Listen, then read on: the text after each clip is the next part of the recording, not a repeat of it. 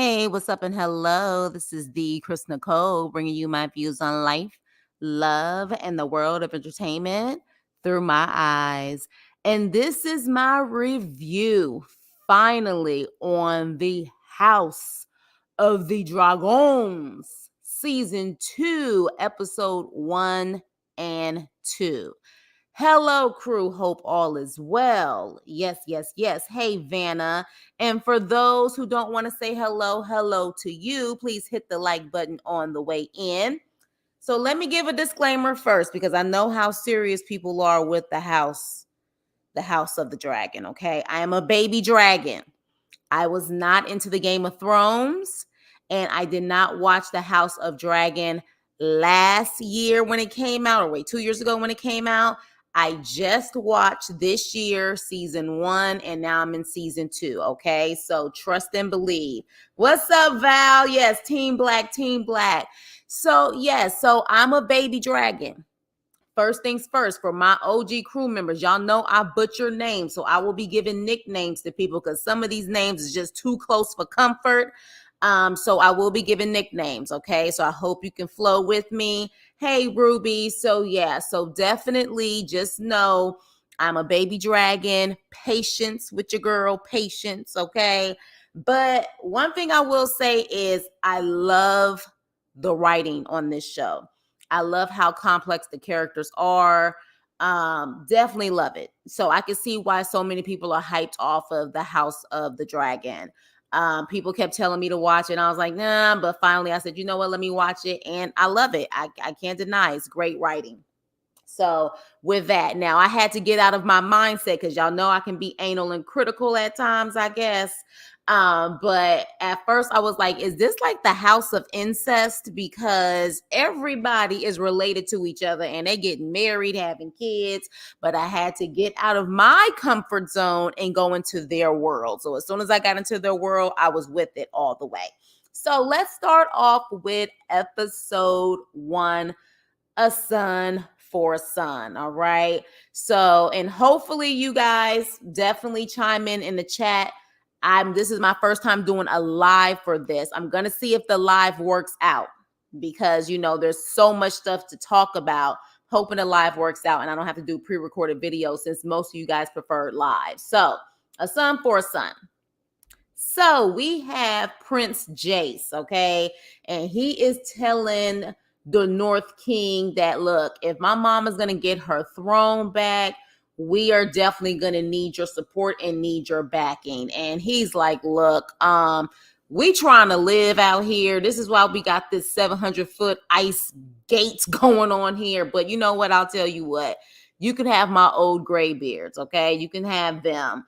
And so Prince Jace is like, as long as they can still fight, and the king is like, baby, they from the north side. You're gonna be all right. They from the north side, you're gonna be all right. Don't worry about it.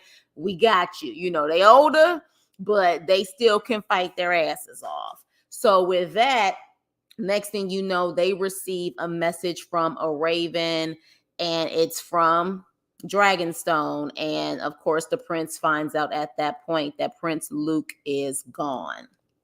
And so Princess Ray Ray, I'm gonna call her Ray Ray because we got Rhaenyra and we got Renee. So I'm gonna say Princess Ray Ray, okay? She comes back on her dragon, and Daemon is there, and he's like, mount back up. We're taking a trip. And she's like, fool, I'm tired. I just sat up there and just did security surveillance all over the place. And he's like, look, I'm not gonna be able to take that old bitch dragon out. So between you and me, we can definitely make this work. A son for a son. And so Princess Ray Ray is like, is this the queen's orders? Is the queen commanding me of this? And Damon's like, no, she's not here. And she's been gone for days. So I have to take control until she returns. And she's like, no, sir, you may want to allow her to do what she needs to do when she gets back, and you just stand down. And so at that point, of course, Daemon is like, and I call him Demon also, because he's just like, look, I need to pretty much protect mine. But we all know why he's trying to take control, because he wanted to take control in the first place. And so even Princess Ray Ray is like, okay, look, she's grieving. I had the same situation with my children. She is grieving. She is alone right now. It is better for her to be alone and go through the grief process than to act on impulse and revenge like your dumbass is doing. And so at that point, she's like, I'm good with it. Well, she's walking away from the situation. But he says before she walks away, if you would have destroyed the Iron Throne with her dragon, because remember, she came in last season with the dragon when they actually gave what's his name? King, I call him King Asshole. King Aegon gave him the throne. He said if you would have destroyed them then, Prince Luke would still be alive. And she looking like, don't you put this shit on me. And she walks away. And then Daemon has the nerve to say, I command you to fly with me. And she was like, well, if you were the king, but until then, F you. At least that's the way I'm saying it in layman's terms, okay? That's the way I'm saying it. So then we have Lord Blonde Locks, aka Lord Sea Snake. And he is talking to Alan. And this is definitely going to come into play later on.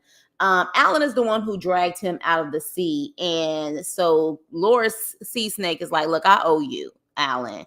And I'm like, as soon as he said he owes him, is damn sure going to come back, especially when we see later on that Alan's brother comes back and says, hey, that's a big deal that, you know what I'm saying? He's saying that he owes you. We need to take advantage of this. So King Aegon, King Asshole, he is looking for his son. And he says he, pretty much he wants him to take him to the council meeting. Now, of course, the council meeting is supposed to be about business, but since he's a pompous, entitled asshole, he's like, I'm looking for him. And Helena's like, leave him alone. Let him do his thing because he may not even want to be king in the first place. But at the end of the day, he's like, I'm going to do what I want to do. Helena tells him that she is afraid. And it's not of the dragons, but the rats, because she's been having the dreams, the visions, or whatever the case may be. Meanwhile, Queen Bitch Alicent, I call her Queen Bitch. I never liked her. I thought she was a snake from the beginning, her and her father. But anywho, she's getting her kisses down low from Sir Cole, Kristen Cole, whichever one you want to call him. And so after she gets her kisses down low, she's like, we can't do this again. Okay. So then at that point, Kristen Cole, like at first I felt bad for him the first season, but he's just a bitter little biatch. Like there's no nice way to put it. And he don't even realize he's getting used by Alicent. But then again, maybe, he's using her too so he can get back to Rhaenyra. I don't know. But what I do know is I just don't like the way that he's moving. And for whatever reason, Rhaenyra is constantly on this fool's mind. He cannot get Rhaenyra off of his freaking mind. So they have the council meeting. And pretty much at this point, we really see how Aegon is not meant to be a freaking king. He got his badass child in that meeting. And literally Thailand is trying to talk to the king. And the child is just messing with stuff, just all over the place. And literally the king is like, I think my son wants a pony ride. Don't you want a pony ride? And Tyler thinking at first he's joking. And even Alicent is like, your grace, like seriously, this is not the time for that. And he was like, he wants a pony ride. He's like, okay, fine, no pony rides right now. Let's get to business. Go ahead, son, leave. And then he's like, okay, let's get to business. And I'm like, you just, again, you were not meant to be king, but because your mother and your grandfather want control, you were the one that could easily be manipulated, or so they thought. So Left Eye, and I'm going to call him Left Eye, Aemon comes in because the king asshole wanted him there. And while I think King Aegon think that Left Eye is loyal to him, he's loyal to him, in my opinion, to a certain extent. Because remember last season when he said, let me go, I don't want to be king. Let me go. Let me just disappear. Aemon was kind of looking at him like, I'm about to consider this. He really wants the throne. He feels like he's more qualified. It's almost kind of the same thing with their father and their uncle. So at that point, in my opinion, Aemon, when he gets the opportunity within a blink of an eye, he will get rid of his brother. But that's just me. Y'all let me know what y'all think. So now this guy freaks me out. Lord Clubfoot, okay? He just really freaks me out. He goes to Alicent and says that he has exposed all the people that betrayed their trust. He says our trust. Not her trust, but our trust. Watch those words and what they say. Because she thinks that she can possibly trust him. I wouldn't trust his ass at all whatsoever. And he says they are no longer breathing our air. And I have picked your new staff personally, so they will be loyal. And I'm like, loyal to who? Clubfoot or Alicent? Because the fact that he's picking out all the staff, who are they really going to be loyal to? So we'll definitely see that later on. So then we have Rhaenyra, our queen, Queen Grace Rhaenyra. And of course, she's still mourning. She literally just had her son who was unalive, her daughter unalived, and her father passing, okay? And this is just back to back in a short amount of time. And she finds some remains of Prince Luke and his dragon, and she breaks down. It's such a sad scene to watch because to me, in my opinion, she is the one who truly loves her kids, unlike Queen bitch Alicent. She actually loves her kids. So it was just really hard to watch. And then King Aegon starts taking requests, of course, when he's on the throne. And he's feeling himself a little bit too much. And so at that point, what happens is one of the guys comes and he says that they took his sheep, a good amount of his sheep for the winter. And Aegon says, you can have them back. And Otto is like, you dumb asshole. Like, we need those sheep for the dragons, for the winter. And so Aegon's like, well, how would they know if I give them back to him? He was like, if you say something, everyone knows. So if you say yes to him, all of them are going to expect you to say yes. All right. So then at that point, Aegon says, you know what? Change my mind. We can't do that. So in this moment, what we're seeing is Otto is really the one in control. Because you typically just wouldn't do this to a king and try to challenge what he's saying. But because that's his grandson, he's like, you ain't really running shit. I'm helping you run this. And I'm telling you, this is a no. So then also Hugh also talks about that they're preparing the steel for war. And how, but they're not getting paid and they need the money and they kind of need the money before they even make what needs to be done. And so at that point, King Asshole's like, I really don't care what Otto thinks. And he was like, fine, we'll pay you in advance. So then that way you guys can do what you need to do. And of course, be able to take care of your families. Oh, thank you. Thank you. Princess Ray is my favorite. She's always speaking facts. Yeah, she is. Thank you so much. Is it Chaz? Chaz, thank you. Are you new to the channel? Thank you so much. This is my first time reviewing it. So by all means, definitely you guys keep me, let me know how you guys feel about it. But yeah, so at that point, he's like, I don't care. You're going to get your money. All right. And so after King Asshole ends up getting off of the throne, Clubfoot is there and he's like, Your Grace, Otto controlled your father, but he was your father's hand, not yours. Clubfoot, you sneaky son of a bitch. But I'm here for it. So he's pretty much putting in his ear, that is not your hand. That was your father's hand. Create your own legacy and I can be your hand. Because don't think that that's the type of position that Clubfoot is trying to get. You know what I'm saying? Like, don't sleep on him. I don't know if y'all really think, some of you guys think he's actually loyal to them or he's there to stir things up. I think he's there to stir the pot for sure. So at that point, Queen bitch, Alicent, she goes to Otto, her father, and says, don't undermine me in front of the men and the boys. And at that point, I'm thinking like, what do you expect from your father. I mean, he never respected you. He pretty much used you as a pawn in his chessboard to be able to get control. Like, he pretty much gave you up to the king. So I don't know what you expect. He never respected you in the first place.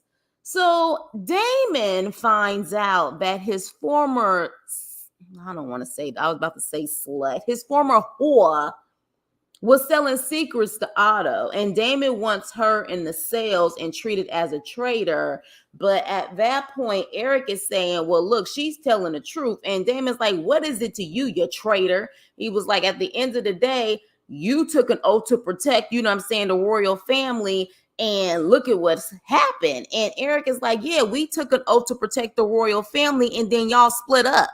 So what did you expect for us to do? Like, at the end of the day, when the royal family splits up, we either going to stay with one side or we're going to split up. That's just what it is. And so Rhaenyra returns, and it's so dramatic. But she returns and she goes to, you know what I'm saying, her area of the table, and she says she wants Left Eye. She wants Aemon. And you know Damon's crazy ass had a smirk on his face. He was happy to hear that. And so he goes to his former heifer, former whore, and he's pretty much like, what kind of info can I get from you if I pay you? All right. And so that's where all shit is about to break loose. So then Prince Jace returns, and he comes back and gives his mother pretty much what he was set out to do, which was the pledge of loyalty to, you know, the North. And he also mentioned someone else, but it was just a sad scene because you could tell that he has been holding back. He's holding back tears while he's talking to her. He's just like so sad because he know that his brother is gone. And even Rhaenyra has to get up and hug him because they're just both like a mess right now. Not even thinking about the war and stuff like that. They're trying to, you know, they're mourning. Let me see. Allison reminds me of a passive aggressive church lady judging everyone else while she said, hello. Hello, Val. Hello. Exactly. And she was really jealous of Rhaenyra. She wanted to be Rhaenyra so bad. And instead of her, you know what I'm saying, like, okay, fine. Like, I admire you, you know, go girl. Like, I want to be you type of thing. Teach me how you do your stuff. She was a damn hater. I've been lurking for weeks now. Love your commentary. This is my show. You're doing a great job. Oh, thank you. Oh, that means a lot to me. That warmed my heart. Thank you so much, Chaz. So with that, let me see where I'm at with. Okay, so yeah. So at that point, when they're crying, Daemon, we see him creeping, lurking, baby. Okay, creeping and lurking. And he got the hoodie on, and he gives money to one of the guards at the gate. And what we're finding out is everyone isn't so happy with this freaking scallywag of a family, because when he said, look, I'm hearing you got issues, you know what I'm saying, with the high towers, that guard real quick was like, F the high towers, F them. I was like, okay, all right, well, do your thing. So at that point, he ends up giving the money. They end up going to a rat catcher. And he's like, look, I heard, you know, you pretty good around here. I need for you to unalive Left Eye, a.k.a. Aemon. And so the rat catcher is looking, and he was like, okay, but what if we can't find him? Because it's not going to be easy to find, you know what I'm saying, like the king and the prince and all of that stuff. Typically, it's not easy to find them. So he's like, okay, so if we can't find them, then what? And then we don't see what Damon's response is, but Damon is a demon, okay? So we already know what was his response. So Aemon Left Eye is talking crap about his mama when he is talking to Cole, aka Kristen, and how Queen Alicent blames him for starting this war and how she speaks with two tongues. Pretty much she fake as hell. Speaking with two tongues mean you're fake as hell. You fake as hell. Like Val said, passive aggressive too. And so at that point, you know, of course, Cole, he's there like, it's not your mother's fault. She has a good heart. Anybody who giving him the cooch, all of a sudden they got a good heart. Because that's the way he felt about Rhaenyra until Rhaenyra was like, absolutely not, no. But he's like, she has a good heart. It was Rhaenyra. She's a cunning spider. And I'm like, oh, here we go. Like you will not get over her. And so at that point, Eamon is like, so she still has love for Rhaenyra. And y'all let me know this. Does she have love for Rhaenyra? Did she ever really have love? I think she did. You know what? Let me take that back. I think she did have love for Rhaenyra before Otto started to break them up. But at this point, I don't think she has love for Rhaenyra anymore. I think more than anything, she's jealous of her.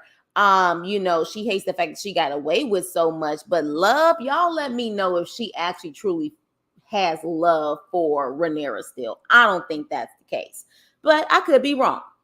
So Otto comes in to speak to Left Eye, and he tells him, you must get a grip on your impulses.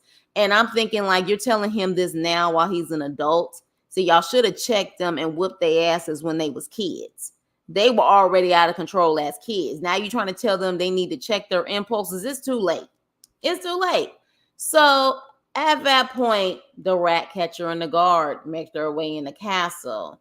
And the moment a bit of yes. I don't think it's love at all. And maybe because of the I don't know. Maybe they think that's love, but we clearly know that ain't love. That's more like a DV situation. Little cuckoo for Cocoa Puffs. I think they were friends at one point, but I think now she is angry that Rhaenyra has kids out of wedlock and that she got away with it. Yeah, but the reality is I think is one of those things where she hates the fact that the king always took Rhaenyra's side, but also low key, she probably wanted to live her life freely the way she wanted to do, but she always wanted to respect the code. But she clearly didn't even want her kids in the first place. Like, she was just all about respecting the code, doing what she needed to do for the kingdom, also her father. But that's just me. So with that, the rat catcher and the guard is like, we need to get up there. Like, you got me in the castle, but we need to get up there where they are. But let me tell you something. As soon as that rat catcher kicked that dog, I wanted him gone instantly. I was like, what the hell are you kicking the dog for, you piece of shit? But moving on. So then at that point, they end up going to where everyone is. And at one point, though, did you guys see when the actual guard, his little torch, it like fell to the ground and it rolled? Like, did you guys see that? Because I was thinking, like, couldn't something burn on fire, like burn up? I was like, why? Wait a minute. Like, why is this rolling away and he didn't pick it back up? But let me move on. They end up finding Helaena. And remember, Helaena was already having these visions and dreams or whatever. And so they pretty much hold her up and says, where's, I'm saying, the boy, or which one is the boy? Because of course they're both dressed alike. They don't know which one is the boy, which one is the girl. And so the rat catcher was like, just look for the dang on peen. And so they was like, no, the mother will pick. And so she points the boy out, but at first the guard is like, I don't think she's gonna give up the air that easily. But then the rat catcher really looks at her and he was like, no, she's telling the truth. And so at that point, they take that boy. The sound effects that they did for that, it just twisted my stomach up. I was like, oh my gosh, like, this is just insane. And Helaena ends up running with her daughter into her mother's room. And, her mother is riding Cole, okay? Saying, the same person who said she wasn't going to do it again, they couldn't do it again. This time she giving him services. So at this point, she is literally riding him. And Helaena comes in there, sees what's going on. But of course, she doesn't say anything. She probably not only freaked out about her son, of course, but then she like, did I just see what the hell I saw? And so at that point, she's like, Helaena, what's going on? And Helaena says, they unalive the boy. And then the episode goes off. Let me see what you guys are saying. I was wondering where all the guards were. I think Loras had a hand in this somehow. He is in charge of staff and no guards. Hey, hello. And Loras is, again, because too many names. That's Clubfoot, right? Clubfoot is Loras, right? I was writing down these names because I was like, baby, I'm about to get confused. That's Clubfoot. Clubfoot, that's a shady character. That is a shady character. And the way that he's doing things, it's like it's in a way where he's trying to take over that kingdom. He's trying to take over it. But anyways, let me move on to episode 2. Rhaenyra the Cruel. So, of course, there's chaos after the boy has been taken out. And they're blaming anyone at this point. And King Asshole is losing his mind and he declares war. And he is destroying the Valerian model, which to me is huge representation. Yeah, I was like, dang, why are those hall eggs right? Something is not right. And we're going to see. This is why I love shows like this. I love this type of writing because it's so layered that you can watch it multiple times and learn something new. That's the type of writing I love. So he destroys the Valerian model, which to me is a representation that he's not his father. And almost kind of like everything that his father built, he's about to destroy. That's the way I took it. Like, there's a new king and I am nothing like my father, which is why your father didn't want you to be king in the first place. But moving on. So at that point, the queen bitch is in mourning and she feels like the gods are punishing her. And I'm like, yep, they are. All right. And then Aegon asks Criston Cole, where were you when all of this went down? Of course, he can't tell the king where he was because we know where he was. He was in bed with his mama. So he's like, I had actually given the night watch to them. I wasn't there, but I gave the night watch to someone. And I'm like, okay, well, where was your night watch at? So you was too busy laying pipe to his mama. So Otto says, and this is actually why, as diabolical as Otto is, he is very smart and very, very smart in a demonic way to get what he wants. So at this point, Aegon is very emotional. Everybody's emotional, but he's logically thinking, we need to show the town, because the town was still, the kingdom was still split about some people still feeling like Rhaenyra should be at the throne. That is what the king wanted before he passed. So he's like, the only way we can really get these people on our side is if we take the boy and we pretty much parade him around the kingdom and explain that this is the doing of Rhaenyra. She is a monster. And so because she's a monster and she did this to a young boy, the kingdom would have to submit to our king because they wouldn't want to actually have a ruler like that. So very smart, diabolical, but very smart, because I personally think, just based on what I have seen and what I've studied for this show, Otto doesn't think that Rhaenyra is capable of doing that. I really don't think that he thinks she did it. I think he thinks Daemon did it, but it's not about who actually did it. He just wants to use it as the upper hand so they can continue to have more strength. So he thinks. But of course, his king asshole grandson is going to F that up.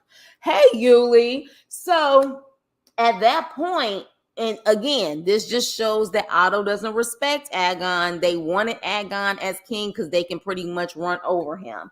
So when he says that, he tries to get Alicent on his side, and Alicent goes to Aegon and was like, this actually wouldn't be a bad idea. And before Aegon could say anything, because at first Aegon said, I do not want my son paraded around town like a slaughtered animal. And so before he could say officially, once his mom said this actually seems like a pretty good idea, before he could say anything, Otto was like, it's settled.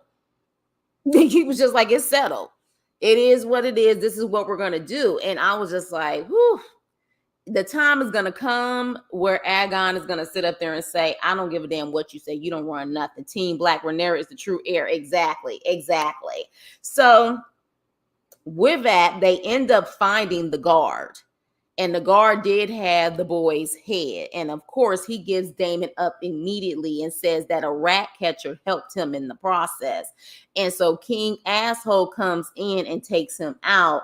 Meanwhile, Helaena and Queen Bitch Alicent, they are actually right behind the little boy who's literally kind of like on this, I don't want to call it an altar, but like just on like, I guess what you would consider like their coffin or whatever. And I'm sorry, that whole thing with them sewing up his neck like that, ugh, whew, that was definitely not something I wanted to see. But so they're seeing him while they're parading him around, and all of these people are like, "We're so sorry, Queen Grace. We're so sorry." And they're walking while they're saying, "Rhaenyra, the monster, the demon, she did this," or whatever the case may be. So now people are like, "Oh, Rhaenyra is cruel. She is a horrible, queen. Like, we don't want her here." So literally, Helena didn't want to do this, and she almost starts having a panic attack when all of this is going down, because like the people there are so upset, like they almost kind of want to seek revenge. That's the feelings I got from it, like they want to seek revenge on what they did to the little boy. So at that point, Helena, you can definitely tell she's one of the good ones out of that family. Now, how long she gonna be good, I don't know, but she seems like one of the good ones. Oh, how I cringe. I just knew, yes. Who, it freaked me out. I was like, oh my gosh, like this is just insane. But again, we're in those times. So at that point, when that happens, Rhaenyra finds out. She finds out that what happened to the boy and how everyone is thinking that she did it. And so she's freaking out. And first things first, she's like, we need double security at this point. We need extra security. And she was like, I would never do this, especially when it comes to Helena. I would never, do this to an innocent child.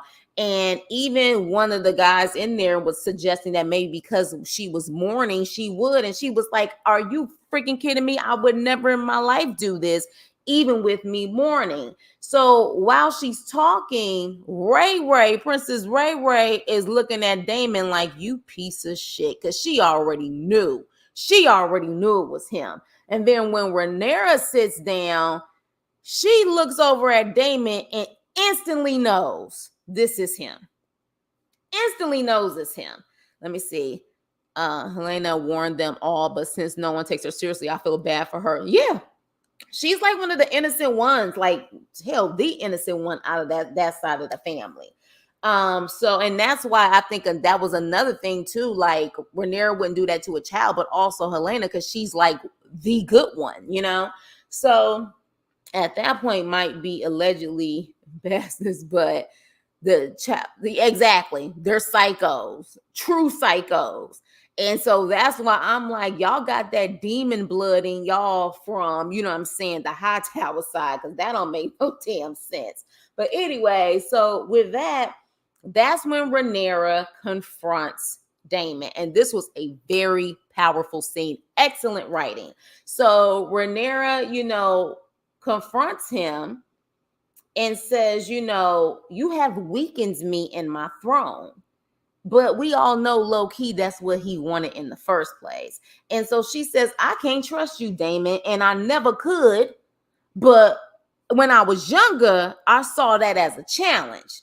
And I was like, baby, let's talk about it. Let's talk about this in real time. How a F-boy who is not for you, but when you younger and you feel like you have so much life in front of you, you willing to take up the challenge to sit up there and think you can change that F-boy, and then you realize he's still an F-boy. That's what she was pretty much saying in this scene. She was like, look, when I was younger, I saw your ways as a challenge, but now I'm an adult, I'm grown, I done been through some shit, and this is draining your reliability now. And he says, I've been faithful to you and your throne. And she says, have you? Have you? Or have you used me as your tool for your stolen inheritance? And baby, at that point, he got mad and he flipped something over and act like he was about ready to just take her neck. And I was like, okay. And then she says, do you accept me as your queen and ruler? Like, do you accept it? It's simple and plain. And he goes into, I was the stronger son. And your father put you as the heir in spite of me, pretty much. And if I ruled Unlike you, if I ruled, my legacy would have outshined his. And that's what he was afraid of. And he was afraid of me. And she said he wasn't afraid of you. He couldn't trust your ass, just like I can't trust you. You struck down a child. And Damon says it was a mistake. And it was like, yeah, mistake. Okay. And she says, you're pathetic. She tells Damon, you are pathetic. And Damon walks out. And then he ends up going on his dragon and just disappearing. Now, I'm curious to know what's going to happen, but we'll talk about that once I'm done with this part. So then, Criston Cole, he feels guilty about the fact that he was getting some royal cooch versus watching those babies. So he goes to Eric, not Eric, because you know they pretty much the same name, Eric, whatever. And he goes to him and he starts messing with him. And he says, where were you when the boy was unalived? And he was like, I was with his father. I was with the king. And then he said, where were you, fool? And of course, I'm like, yeah, where were you, Cole? Too busy simping over a woman who don't want you. She using you too. And then he said to Eric, your son betrayed us. And how do I know you don't feel the same way as him, as your twin? And so he said, because if I did, I would have fled with him, but I'm here. And then Criston says, the boy was taken on your watch to make. So, and at that point, he's trying to make Eric feel guilty and say, to restore your loyalty, to restore it, you need to go over to Dragonstone and act like you your brother and take out Rhaenyra in her own chambers. Pretty much it's an unalive mission because there was no way he was going to be able to get out of that. No way. So to me, Cole pretty much said, you need to prove yourself by making sure that you don't come back alive. That's the way I took it, because I was shaking my head like, you know damn well he's not getting out of that situation alive. But again, Cole is a punk ass to me, just like the rest of them over there. So Left Eye got his ass out while he is cuddling with some older madam working girl, talking about how he was honored that Damon sees him as an issue, but he does regret what happened to Luke and that his anger went too far, but they used to tease him growing up. And I'm just like, child, I guess. Whatever. So Alan and his brother Adam reunite, and he finds out that Lord Sea Snake says that, you know, Alan owes him. And that's when the brother's like, you need to take him up on that offer. I would like to know what you guys think is going to happen in that situation. Do you think what's going to happen is they're going to take out the sea snake, or what do you think is going to happen in that situation? Because something's boiling, because Alan didn't want this offer. So I'm wondering what you guys are thinking could possibly happen. But moving on. Rhaenyra meets with, what is that whore's name? Malaris, whatever her name is. I'm telling you these names, child. So she ends up meeting with her, and she actually starts to remember her. And it's like, wait a minute, doubt you were the one that Damon said that he was gonna wife. And even in her betrayal, Malaris' betrayal, I personally think that Rhaenyra felt bad for her as a woman, despite that she, you know, did some shady ass shit and was giving up secrets and stuff. She actually felt bad and let her go free. And I was like, damn, Rhaenyra. I was like, that's quite interesting. But when they let her go free and she's making her way to the ship, she sees the other twin making her way up. And so she stops and doesn't go to the ship. But I find it interesting. She stops and doesn't go to the ship. She ends up going back to the kingdom, but we don't see her after that. So I'm wondering, how is that going to come into play? Because I thought her going back, she was going to stop the situation or be able to warn Rhaenyra, but she didn't. So y'all let me know what y'all think about that too. Because I'm like, where the hell did she go? She stopped, but she didn't warn anyone. So I'm a little confused. So moving on.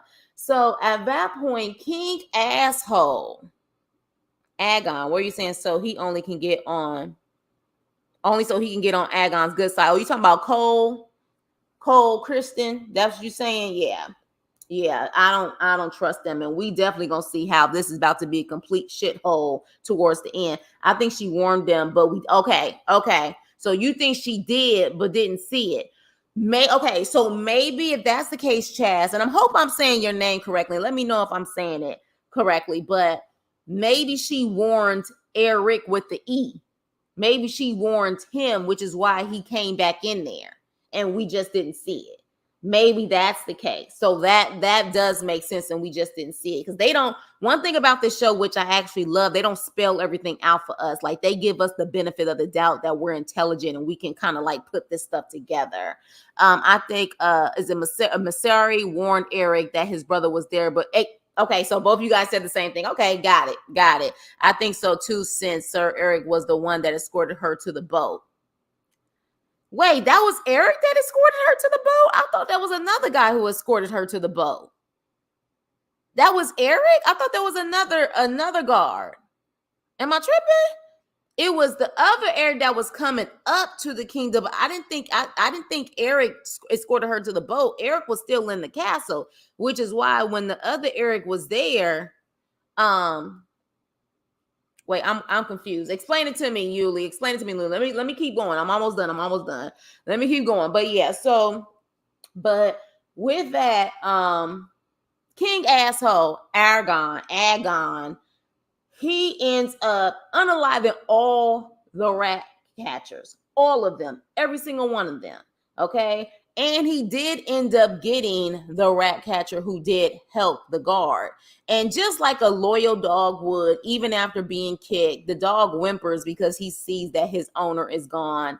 And I'm like, dog, you're so much better off without that asshole. But anywho, so at that point, Otto goes to Aegon and is like, you dumb ass piece of shit. Now, this is the amazing right. Let me see what you guys are saying. Sorry. You're saying it correctly. Yeah, those were other guards escorting outside. Okay, that's what I thought. Remember when Rhaenyra let her go and she said to Eric, please escort her.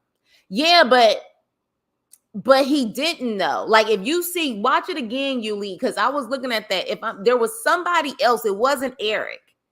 It wasn't Eric. Somebody else escorted her. And that's why the other Eric, when he was coming up to the kingdom and she had told that person to hold on and she like went back up towards the kingdom. When the other Eric came up there, they said, Sir Eric, like I thought you were already inside. So I don't think that was him that escorted her to the ship.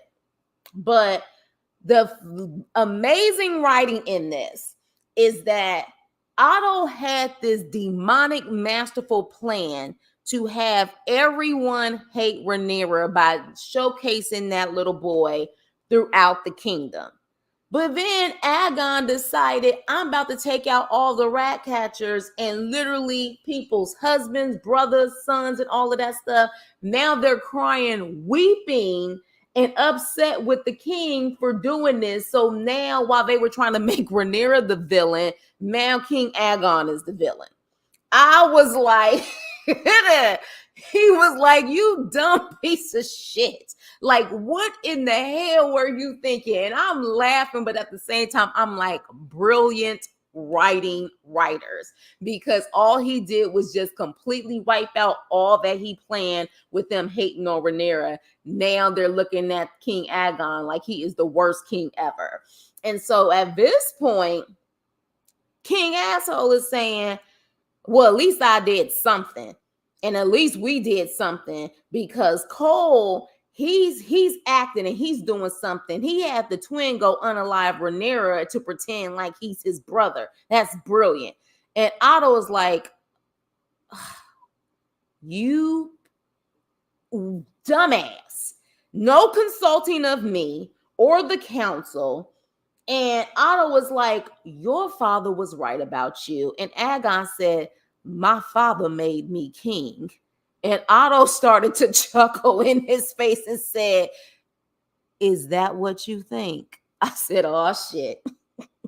Which makes it even more of that. Otto knows when people are lying to him. He knows these people like the back of his hand. He knew his daughter was lying. He knew his daughter was lying when he said in his last breath, he said he wanted Aegon to be king. He knew it, but he knew it was a good chess game that he didn't know his daughter was capable of, so they can continue to have power. So when he said, "Is that what you think?" Aegon gets emotional and he was like, "Remove your badge. You are my father's hand. You're not mine. Give it to Cole." And I said, "Oh boy, we got these two emotional, like just lack logic, common sense, simp asses. One's about to be king and the other one is about to be the hand, and both of them are unstable and emotional as hell." And Otto was like, "You wouldn't dare." And he was like, "Give it to him." Otto threw that damn badge on there and he was like, "You're going to regret this." And I was like, he sure the hell is going to regret it. He sure is going to regret it. Like at the end of the day, and you don't even realize that the hand that you want now is screwing your mama, which I think that's where Clubfoot is going to come in. Clubfoot, if he don't already know, he's going to find out about Cole and find out about Alicent, and he is going to put that in the king's ear. So then that way he can be the hand. I have a feeling that's what's going to happen, but y'all let me know what y'all think on that. So with that being said, yes, sorry, you guys. I'm too busy talking. I didn't even get to all of my freaking photos. So yeah, so at that point, Eric gets close to Rhaenyra and he takes out the sword because of course she's thinking that's the twin that's protecting her. And he was like, "Yeah, I ain't got no choice but to do this." But that's when Eric, I'm going to say Eric, and Eric comes in just in time. And let me tell you guys, another amazing scene. This was truly like, and I can't say the word, but D before dishonor. Y'all know what I mean? Because you know I ain't trying to get my stuff flagged. It's like D before dishonor. So it's like at the same time, they both had a loyalty to protect and serve the royal family. But at the same time, they're twins. They came into this world together. And Eric ends up unaliving his brother. And when they say we came into this world together, I just knew Eric was going to turn around and take his own life, because it's that moment where we came in together, but we're going to go together. All right. And so at that point, I was just like, this is powerful. Bravo, writers. Bravo. Very, very strong scene. And then Otto ends up talking to Queen Biatch and says, "I got to leave here." And, you know, Aegon now and Cole being his hand, this is just a disaster waiting to happen. And like all of a sudden, Queen Biatch is saying, "I've sinned." And Otto was like, "I don't want to hear it." I'm sure Otto already knew you were sinning. He ain't stupid. That's why he's been the hand for so long. And so she ends up going into Aegon, King Asshole's room, and he is crying like he is a little boy, just crying. And because she's a horrible mom, you know, she kind of feels it. She feels it a little bit, but she ends up walking out, not saying anything to him, and allows him to just go through the emotions by himself. And then instead of confronting or comforting, her son, she goes and takes out her frustration on Cole by slapping him first. But in reality, she wanted some peen. And then the episode goes off. Excellent 2 episodes. What are your predictions at this point? I definitely feel like even though Otto is the reason for all of this, he is the reason for all of this drama really happening. He is definitely needed. I don't think Aegon and Cole are going to be a good match. I don't. And I also think that it's going to get to the point where the whole kingdom, not just the rat catchers, but the whole kingdom is either going to fear them or want to take them out. Because at this point, it really just shows that their kingdom is crumbling down. They have no loyalty. They don't. And then also Hugh, the guy who was making the steel and stuff for the war, we see he has a sick child and they can barely make ends meet. Even though the king promised that they would pay them beforehand, he still hasn't been paid and they barely can eat right now. And the child is sick. So that's another potential enemy that they're developing because they are not really standing on their word. Thank you. Exactly. Exactly. Literally Dumb and Dumber, emotion after emotion. Like it's about to be a disaster. Algon eroded on all the work Otto did. I love that they showed us the Ratcatcher's family tree. Yes, yes, that was a powerful scene. I was just like, oh, this is so good. He did all of this, and pretty much, at first he was saying, look, uh I know the boy is gone, but we're gonna, use this tragedy. And then Agon just completely messed it up, just like a dumbass would. It is about to be a mess. Remember, no good is coming into the city due to the sea snakes blockade. Yeah. Yeah, this is about to be, this is about to be, now I see why so many people are hyped up on House of the Dragon. It's really good writing. It's excellent writing. I never got into the Game of Thrones, but I definitely I could see why so many people were into that and so many people were into this show because I believe the creators they're doing both shows. So excellent writing. It's going down tonight, getting dinner ready. Exactly. So I wanted to do this one. Let me ask you guys this. Do you guys prefer lives where we can talk about it? I think most of you guys said that you prefer lives. What I'll try to do is, because I feel like, look, the writing is just way better than Power on this show. If I can, unless I have something else planned, I can always do a live like Monday night or something like that, and we can talk about it the next day if you guys want to do that. Allison was not a mother. We see that all her kids are a mess. Left Eye has mommy issues. It ain't just Left Eye. It's Agon who got mommy issues. Helinda got mommy issues. Yeah, all of them got mommy issues. She got mommy issues. She lost her mom. So, she got mama issues and daddy issues. She was seen as a product. She was seen as a product to Otto. Meanwhile, the king actually really loved Rhaenyra. He loved her. I prefer to live. I like chatting with you. Okay, cool. I'm all for it, especially because there's going to be times where I may miss something, and you guys, as usual, the crew is there to kind of back me up and say, you missed this part or you missed that part, or, this, you forgot this scene. Because, like I said, this show has so many layers. It truly is a show that you can watch it over and over again and not get bored because it's just really that good. It's that good. But yeah, I think I don't know. Do you guys think Otto's gonna be taken out? You think that's gonna happen? What do you guys think? I also think Cole, that's another thing too. Daemon.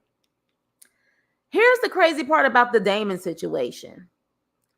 While Rhaenyra doesn't trust Daemon, and to a certain extent, no one should trust Daemon, Daemon is the only crazy one to really be able to take on Aegon and Cole. Am I the only one who thinks that way? While he truly is, like, you can't trust him. You can't trust him, but he is the only one. And now the problem is he has disappeared. He's gone. And so without him next to Rhaenyra, this could be a disaster. I think he would be the only one because remember, Eric, he's gone. So who's there? So honestly, Daemon is the only one who can take on them fools. Crazy has to conquer crazy. Crazy can only deal with crazy. And Daemon gives that. He ain't got no problem bopping a head off the neck. So as far as I see it, it's like they do need each other. They don't trust each other, but they need each other. Because honestly, they're the same. They're the same. Daemon and Rhaenyra are the same. So somehow Damon's gonna have to come back in and save the day, in my opinion. Otto getting out of Dodge, yeah, but that don't mean in the process of him getting out of Dodge, though, that they ain't gonna try to do something to him. Yeah, Daemon is ruthless, right? I want to see Daemon and Left Eye go, yes. Oh, that's about to happen, Chaz. That's about to happen. It's set up like that. It's set up like that, especially when Left Eye was talking about, like he was like, I'm honored. I'm honored that Damon, you know what I'm saying? Because he like, I'm that dude. I'm the top shit if Damon trying to come at me. So yeah, it's definitely about to happen. I think, let me see. Sorry, you guys. I think Damon just always wants to be right and respected, but he goes about it in a bad way. He does. He does. And I mean, let's be clear. Technically, he was supposed to be the heir, but he got too cocky. He got too ignorant. He wanted to do whatever the hell he wanted to do. And because of that, his brother couldn't trust him. That's exactly what it was. I don't think it had anything to do with jealousy. Damon didn't want to play the position the way he should have played the position. Like, how is it that your brother lose his wife and son and you too busy at your freaking brothel and talking about now you the next heir, like you just waiting for it to go down? Like, I wouldn't trust you either. I wouldn't trust you either. You know what I mean? But he's the only one crazy enough to take those two on. Because now that Eric is gone, who is really going to be protecting Rhaenyra? Who? Y'all got any ideas who will protect her? I mean, granted, they did get, you know what I'm saying, some extra men from the north side and, you know, some other places, but who is truly that one person close to her that's going to protect her at all costs? Eric is gone, so it'll have to be Damon, but I feel like we not going to really see Damon back in that kingdom this episode coming up. I don't know. What do you guys think before we get off? Where do you think, how is Damon going to come back into play? Because he's a main character. He ain't going nowhere anytime soon. So I'm trying to figure out how that's going to happen. But when I saw that Aegon and Cole was getting together, said the only crazy fool that can take them down is Damon. He is the only one, because with Cole and Aegon, there's not going to be any rules. They're both bitter and they're emotional. There's not going to be any rules. And Rhaenyra is like her father. She believes in protocol and rules and keeping up a certain appearance. David don't give a shit. We saw that from the beginning. So it's going to have to take someone who don't give a shit just like them to take them down. I think Damon is going after Aemon. So that's what he did. He went, okay. So in other words, he's going after Aemon right now because of the fact that since they didn't get him the first time, he's going to take it to his own hands to get him. Got it. Damon is also not a great father. Oh, of course not. Of course not. Damon said he was going somewhere, but I can't recall where. Well, maybe you think he's going towards Aemon? Left Eye? Maybe he's going towards him. He's doing something with a purpose. He's definitely doing something, but that's the only thing I could think of that would be on his mind, is to kind of be able to get back on her good graces, I guess, to a certain extent, is to take out the one that she wanted taken out in the first place. My money's on Damon to be Aemon, experience over youth, right? It's going to be a good brawl, though. I don't think it's going to be that easy. It's going to be a good brawl, but I definitely think that Damon is going to be the one that's going to beat Aemon at the end for sure.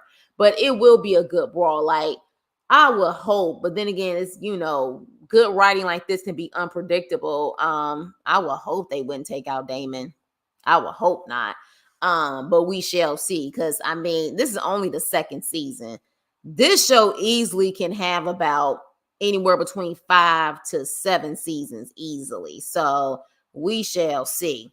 But you guys, thank you guys so much. So what did you guys think about the live? The live was good. I thought for sure, I was like, I hope I can be able to get through this and people understand. And I'm hoping I'm able to simplify things on exactly what happened on the show and on the episodes. So I'm hoping you guys enjoyed yourself, and we will continue this House of the Dragon lives and, you know, get excited about what's in store. I haven't seen good writing like this in a very long time. Okay. So I'm excited. I love good character development and great writing. Let me see. Oh yeah, only because he has Valgar does Left Eye stand a chance. Yeah, that's the only reason. But here's my thing. She unpredictable her damn self. Y'all, is it possible? Because again, I haven't read the books. I know some of you guys know they have read the books, have gotten the cliff notes on the books. Is it possible? Because she's unpredictable. She old. She do what she want to do.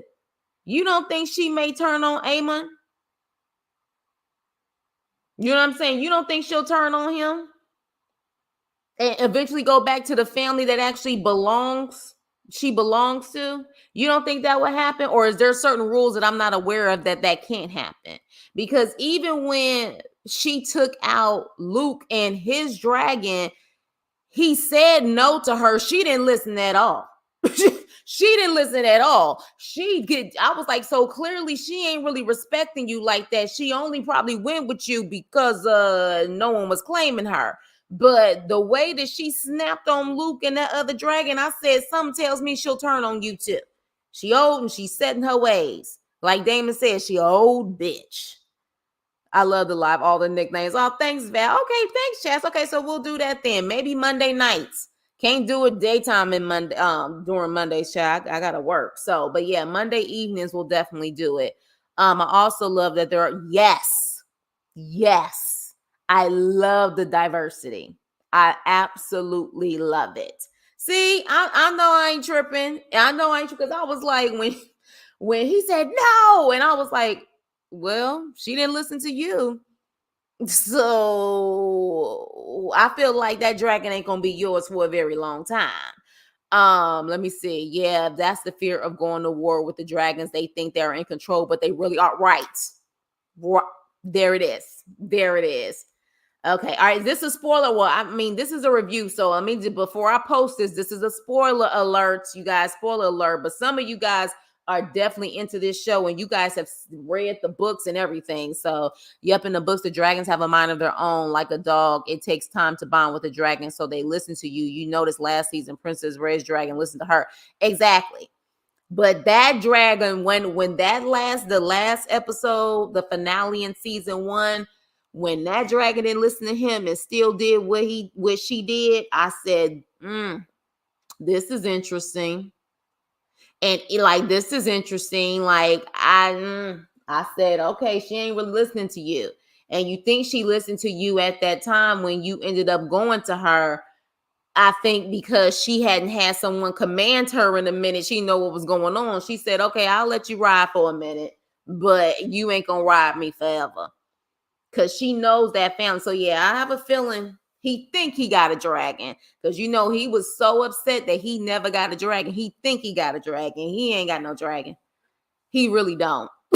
So we'll definitely see what happens. But yeah, you guys, thank you guys so much for tuning in and listening to me talk about this wonderful show. I can't wait to see what happens tonight. I'm about to sit up there and cook my food too, Chaz, so we can get ready so we can talk about it tomorrow evening. So with that being said, please like, share, and subscribe, and I will see you on my next video. Toodles.